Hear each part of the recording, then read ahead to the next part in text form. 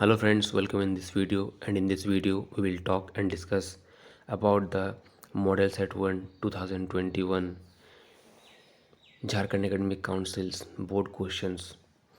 So the first question is, was Anne an intelligent girl? Comment. So the answer is, Anne was an intelligent girl. There are several instances of her intelligence in the lesson. When Mr. Kissing asked her to write an essay on a chatterbox, she knew that he had punished her for talking too much in the class. On her essay, she argued intelligently that talking was a student's trait.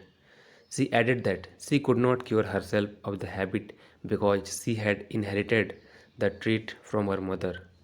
When Mr. Kissing asked her to write an essay on quack, quack, quack, said Mistress Chatterbox, she demonstrated her extraordinary intelligence. She wrote a poem about a mother duck and a father swan with three baby ducklings. The ducklings were beaten to death by their father because they quacked too much. Mr. Kissing had played a joke on her, but she outwitted him. Mr. Kissing took the joke in the right way. He never punished Anne again. So we will convert or translate that question into English. क्या अन्य एक बुद्धिमान लड़की थी? अपने उत्तर के समर्थन में उदाहरण दे। तो एनी एक बुद्धिमान लड़की थी, पाठ में उसकी बुद्धि के कई उदाहरण है। जब श्री किसिंग ने उनसे एक चैटर बॉक्स पर एक निबंध लिखने के लिए कहा तो उन्हें पता था कि उन्होंने कक्षा में बहुत ज़्यादा बात करने के लिए उन्हें दंडित किया गया था। उसने अपने निबंध में समझदारी से तर्क देते हुए कहा कि बात करना एक छात्र की विशेषता होती है।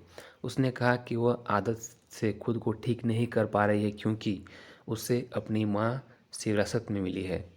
जब मिस्टर किसिंग ने उसे quack quack quack said mister chatterbox पर एक निबंध लिखने के लिए कहा तो उन्होंने अपनी असाधारण बुद्धिमत्ता का प्रदर्शन किया।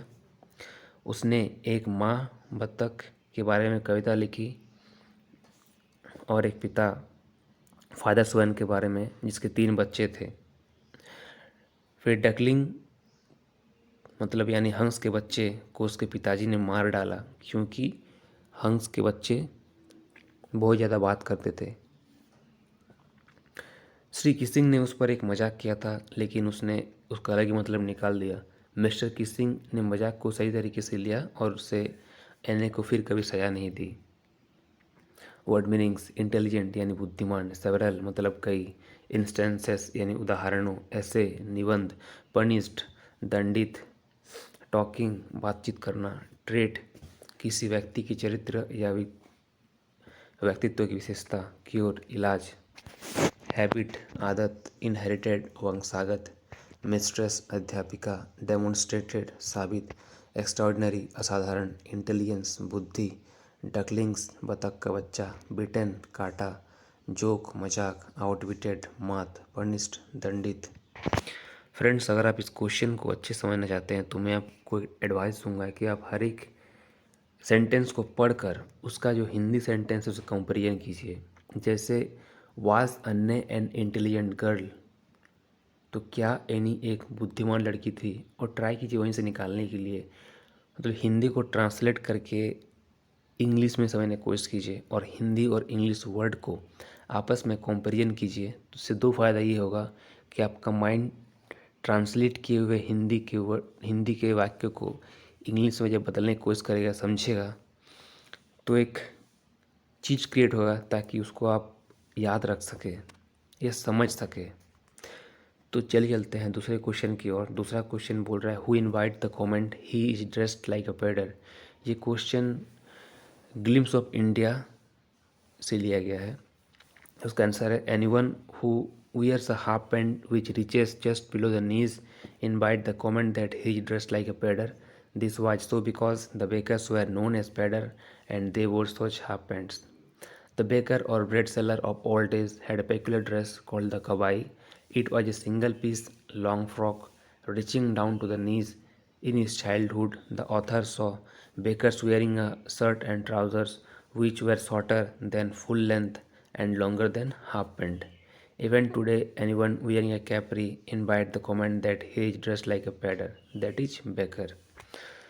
सो इसी क्वेश्चन को हम लोग हिंदी में ट्रांसलेट किए हैं कि उन्होंने एक पैडर की तरह कपड़े पहने हैं। क्यों? कौन टिप्पणी को आमंत्रित करता है? तो कोई भी व्यक्ति जो पैंट पहनता है, जो घुटनों के ठीक नीचे पहुंचता है, टिप्पणी को आमंत्रित करता है कि वह एक पेडर की तरह कपड़े पहने हुए हैं। मतलब फ्रेंड्स, हम लोग हाफ पैंट पहनते हैं या फुल पैंट पहनते हैं, एक तरह का हम लोग बोलते थर्ड क्वार्टर पैंट देखे होंगे ना, हाफ में आता है ना फुल में आता है, तो उस तरह कपड़ा लोग पहनता था, तो इसलिए ऐसा कहा गया था। बेकर्स को पेडर के रूप में जाना जाता था और उन्होंने इस तरह की हाफ पैंट पहनी थी। पुराने दिनों के बेकर या ब्रेड विक्रेता के पास अजीबोगरीब पोशाक होती थी जिसे कबाई कहा जाता था। यह एक एकल टुकड़ा लंबी फ्रॉक थी जो घुटनों तक पहुंचती थी। तो बचपन में लेखक ने देखा था ऐसा, एक शर्ट और पतलून पहनने वाला बेकर जो फुल लेंथ से कम और आधे पैंट से अधिक लंबे होते थे। आज भी कोई भी कैपरी पहनने वाला व्यक्ति इस टिप्पणी को आमंत्रित करता है कि उसने पैडर की तरह कपड़े पहने हैं, यानी बेकर की तरह। वर्ड मीनिंग: वियर्स यानी पहनता, रिचेस पहुंचती है, बेकर्स रोटी की दुकान या पावरोटी की दुकान, ब्रेड सेलर यानी पावरोटी बेचने वाला, पेक्यूलर यानी विशेष अनोखा, नीज घुटनों, ट्राउज़र्स पतलून, शॉर्टर कम। सो फ्रेंड्स, अच्छे से तैयारी कीजिए, ठीक से प्रिपरेशन कीजिए।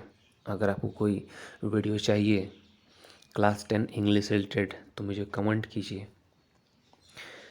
So please like, comment and subscribe the channel so we can meet with a new hope every time. Thanks.